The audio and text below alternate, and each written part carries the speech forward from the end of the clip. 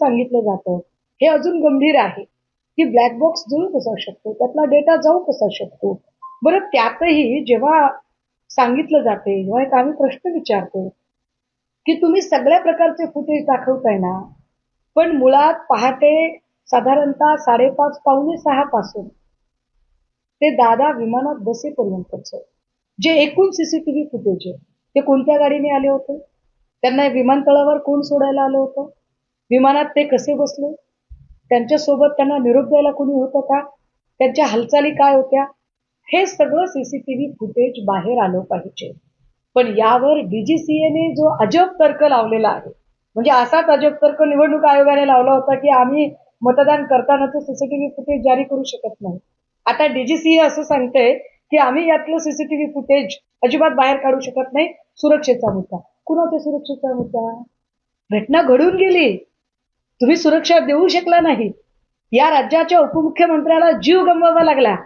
आता कुठल्या सुरक्षेच्या बाता मारतोय बरं डीजीसीए?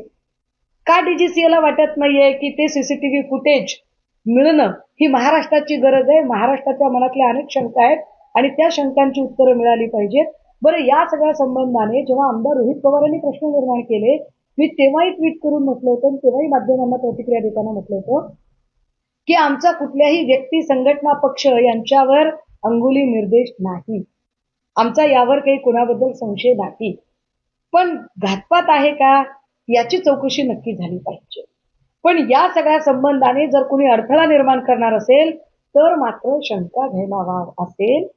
आता अडचण अशी आहे की रोहित पवारांनी जेव्हा प्रश्न विचारलेले आहेत तेव्हा त्याच्यामध्ये त्यांनी विचारलेल्या प्रश्नांनाच त्याची खिल्ली उडवणं आणि त्या संबंधाने अडथळे निर्माण करणं हे कोण करत आहे? तर हे एकजात भाजपचे सगळे नेते करतात. कोण त्यांना सोशल मीडियाला ट्रोल करतंय? तर ते सगळे अकाउंट बघितले तर ते सगळे भाजप भक्तांचे अकाउंट आहे. याचा अर्थ आम्ही काय करावा? कारण आम्ही व्हेरी फर्स्ट डे आम्ही क्लिअर केलं होतं की आम्हाला कोणावरही शंका म्हणून आम्हाला बोलायचं नाही, पण याची चौकशी झाली पाहिजे आणि याच्यावर अडथळे आणणाऱ्यांच्या बद्दल शंका येऊ शकते, मग अडथळे आणणारी वक्तव्य का केली जातात? एक.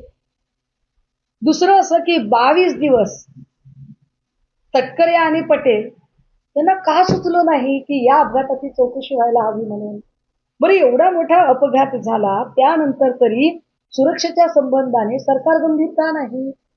वारंवार राज्याच्या पहिल्या उपमुख्यमंत्री म्हणून शपथ घेतलेल्या सुनेत्रा पवार यांच्या सुरक्षेच्या संबंधाने हलगर्जीपणा का केला जातो? काल ज्या पद्धतीने अनिकेत तटकरे हा प्रोटोकॉल तोडू शकत नाही, त्यांना काय विशेष प्रिव्हिलेज मिळतं काय की ते सुनील तटकरेंचे चिरंजीव आहेत म्हणून? चुकीची गोष्ट आहे. एका राज्याच्या उपमुख्यमंत्र्यांच्या संबंधाने एवढी मोठी दुर्घटना घडली, त्याला 1 महिना उलटला नाही, तोच त्याच कुटुंबातल्या त्यांच्याच पत्नी या राज्याचे उपमुख्यमंत्री म्हणून शपथ घेतात आणि त्यांच्याही सुरक्षेच्या बाबत जर असा हलगर्जीपणा होत असेल तर हे गंभीर आहे, हे चिंतनीय आहे. इव्हन अनिकेत तटकरेंची सुद्धा चौकशी झाली पाहिजे. अनिकेत तटकरेंना याबद्दल जाब विचारला गेला पाहिजे. अनिकेत तटकरे अशा पद्धतीने सुरक्षा कडे तोडू शकत नाही. विशेष म्हणजे त्यांचे सगळे अंगरक्षक सोबत असताना, त्यांच्या ड्रायव्हरला बाजूला ठेवून, कुठलाही प्रोटोकॉल नसताना अशा पद्धतीने वागलं जातं. आशा बुचके नावाची एखादी भाजपची कार्यकर्तीच पुढे येते, ती उपमुख्यमंत्र्यांना अगदी रेटून पुढे जायचा प्रयत्न करते. म्हणजे एकीकडे हे राज्य फुले शाहू आंबेडकरांचं राज्य आहे असं वारंवार सांगितलं जातं. एवढ्या वर्षानंतर उपमुख्यमंत्री पदावर का होईना इथे महिला उपमुख्यमंत्री म्हणून लाभलेल्या आहेत, पण त्यांच्या मान सन्मानाच्या संबंधाने जे अक्षम्य हलगर्जीपणा होत आहे, अगदी फ्रान्सचे राष्ट्रप्रमुख आल्यावर सुद्धा ज्या पद्धतीने बॅनरबाजी केली आणि या बॅनरबाजीमध्ये उपमुख्यमंत्री सुनेत्राताई पवार यांचे फोटो ज्या प्रपोर्शन मध्ये लावले गेले, तुम्ही महिला म्हणून त्यांना दुय्यम स्थान देत आहात का? तुम्ही जाणीवपूर्वक पवार कुटुंबाच्या सुरक्षेमध्ये हलगर्जीपणा निर्माण करत आहात का? जाणीवपूर्वक तटकरे मी म्हणतील ती पूर्व दिशा असं करतायत का? तटकरेंनी त्यांचा पक्ष म्हणून काय करावं तो त्यांचा प्रश्न आहे, त्याच्यावर आम्हाला काही बोलायचं नाही, तो त्यांचा प्रश्न आहे. पण राज्याच्या उपमुख्यमंत्र्यांच्या सोबत जर असं वागत असतील तर हा चेअरचा अपमान आहे, हा चेअरशी संबंधित विषय आहे आणि ते चुकीचं आहे. त्यामुळे या सगळ्या संबंधाने निश्चितपणे स्पष्टता आली पाहिजे आणि माननीय मुख्यमंत्र्यांनी सुद्धा गांभीर्याने हे सगळे प्रकरण बघितली पाहिजे. कसली गोपनीयता ठेवतात? आता काय गोपनीयता ठेवायचं राहिलं? तुम्हाला ज्यांच्या सुरक्षेच्या नावाखाली म्हणताय तुम्ही, पण कुणाची सुरक्षा होती? उपमुख्यमंत्र्यांची. गेले ना जीवानिशी उपमुख्यमंत्री. उपमुख्यमंत्री जीवानिशी गेले आणि त्यांच्या जाण्याची कारणं आम्हाला शोधायची आहेत आणि ती कारणं शोधण्यासाठी जर सीसीटीव्ही फुटेज मागितले जात आहेत, तर गोपनीयतेच्या नावाखाली तुम्ही कुणाला वाचवण्याचा प्रयत्न करताय?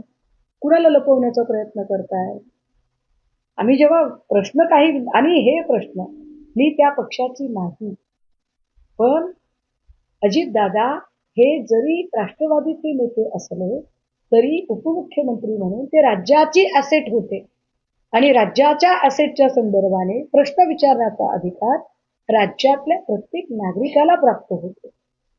पण प्रश्न विचारणाऱ्याचीच खिल्ली उडवणं आणि त्यालाच अशा पद्धतीने ट्रोल करणं हे जे आहे हा गलिच्छपणा आहे आणि उलट असं करून भाजपा स्वतःची विश्वासार्हता संपवत आहे.